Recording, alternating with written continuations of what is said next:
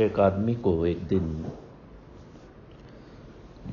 ईश्वर का बंदा था, उसको 100 रुपए मिल गए, कोई दे गया।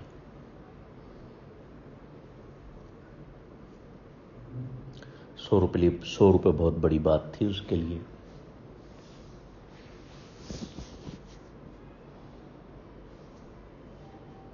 तो वो सारा दिन हाथ में लिए बैठा रहा और सोचता रहा कि इससे क्या खरीदूं, इसका क्या करूं। हाथ में 100 का नोट था। सुबह से शाम हो गई, सुबह से शाम हो गई, पर वो कुछ ले ना पाया। उसका बस उस सोच में बना रहा कि मैं इससे क्या लूं।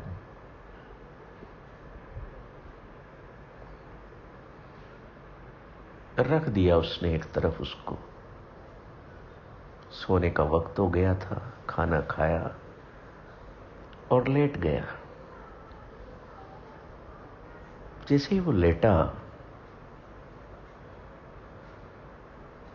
उसे ख्याल आया कि आज मैंने सारा दिन परवदिगार को याद नहीं किया, जबकि रोज वो परवदिगार का सजदा करता था, उसे याद करता था।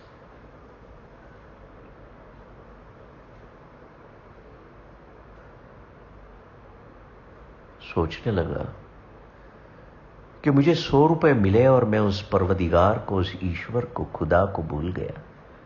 दिन भर मुझे उसकी याद नहीं आई,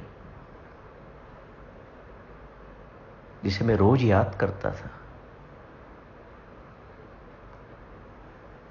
हर पल मेरे जहन में वो बसता था, हर पल में याद करता था।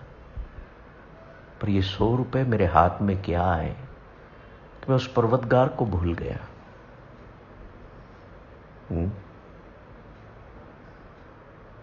सोच में पड़ गया कि एक 100 के नोट ने मुझसे मेरे परवदिगार को इतना दूर कर दिया, तो जो इतना करोड़ों रुपया कमाता होगा, लाखों कमाता होगा, उसे ईश्वर याद आते होंगे कभी? वो कैसे ईश्वर को याद करते होंगे? उसी वक्त उठा और उस 100 के नोट को घर के बाहर जाकर के रखाया। उस 100 का नोट हवा की लहरियों में उड़ता हुआ आगे चला गया। ऐसे पैसे की मुझे जरूरत नहीं है जो मुझे मेरे परवदिगार से दूर कर दे, कहने लगा ईश्वर से।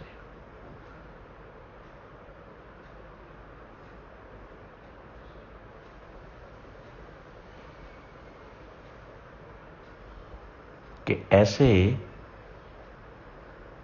धन की, ऐसी माया की मुझे जरूरत नहीं जो मुझे मेरे अपने प्यारे से दूर कर दे।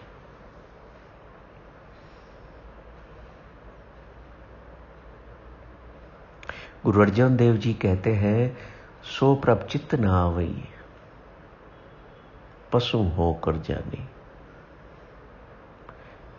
कि मनुष्य अगर तेरे चित्त में वो ईश्वर, तेरे यादों में वो ईश्वर नहीं आता है ना, तो तू अपने आप को पशु ही समझना। क्योंकि इंसान और पशु में एक ही फर्क है कि इंसान ईश्वर को रिकॉग्नाइज कर सकता है, पा सकता है अपने माइंड के इवोल्यूशन के द्वारा।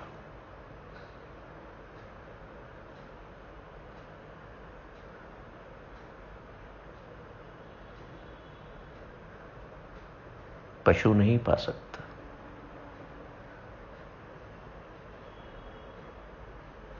तो गुरु अर्जन देव कहते हैं, सो प्रभ चित्त न आवई,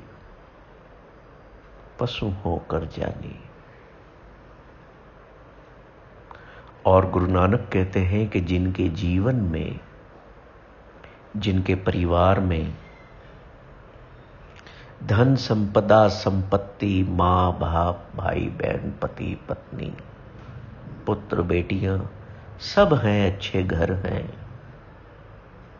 पर जिनके परिवार में ईश्वर नहीं है, वो भी सुख नहीं पा सकते। हम इस संसार में कई परिवार देखते हैं ना, कि वो कहते हैं कि मेरे पास सब कुछ है,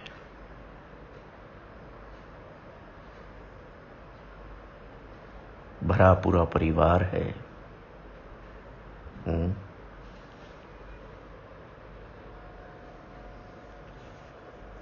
घर है, नौकर चाकर हैं,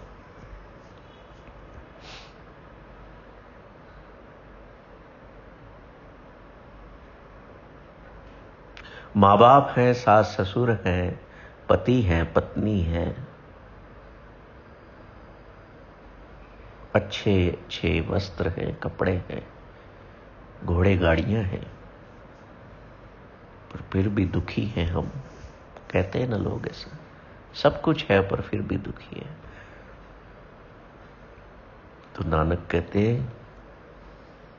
तू इसलिए दुखी है, तेरे पास सांसारिक सब कुछ तो है, पर तेरे पास, तेरे हृदय में, तेरे घर में, तेरे परिवार में ईश्वर शामिल नहीं है। इसीलिए घरों में, लोगों में उदासी है जीवन में, इसीलिए लोगों में नाखुशी है जीवन में, क्योंकि जो देता है ना, उससे प्रेम नहीं करते। जो वस्तुएं दे देता है, उन वस्तुओं से प्रेम कर लेते हैं। सभी के घरों का यही हाल है। पर जिस घर में लोग समझ लेते हैं इसको, वहां बदलाव आ जाते हैं, खुशियां लौट आती हैं। जो नहीं समझते वो अपना जीवन पशुओं की तरह, कीड़े मकोड़ों की तरह बिताते रहते, सोचते रहते, पड़े रहते। मेरे बीजी कहा करते थे,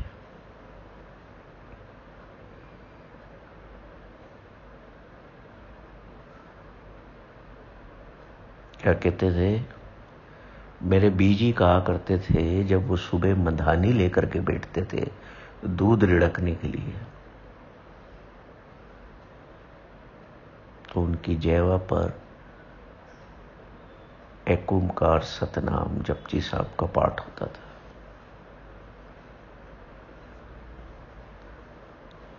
जब सब्जियां काटते थे, तंदूर लगाते थे, तो सुखमनी साहब की अष्टपदियां गुनगुनाते थे। शाम को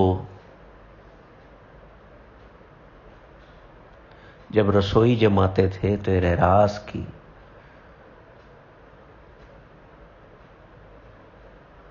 पंक्तियां उनकी जुबां पर होती थी। तो मैं पूछता था कि सारा दिन पाठ ही करते रहते हो?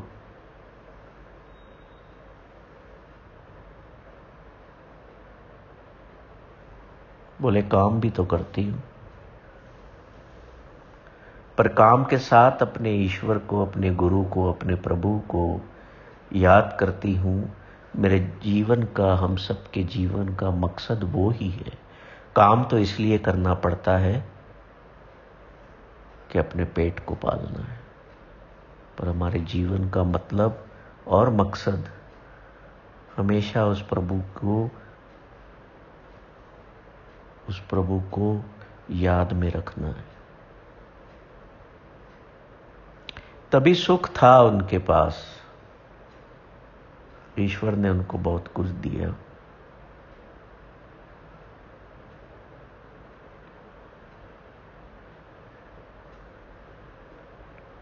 हमारे चेहरों पर मुस्कुराहटें वही हैं जहां ईश्वर का वास है। नहीं तो उदास हैं हम। ईश्वर का अगर नहीं है वास तो हम हैं हमेशा उदास। चिंताएं, इस राय की चिंताएं जो लोग करते हैं ज्यादा, मूर्ख होते हैं।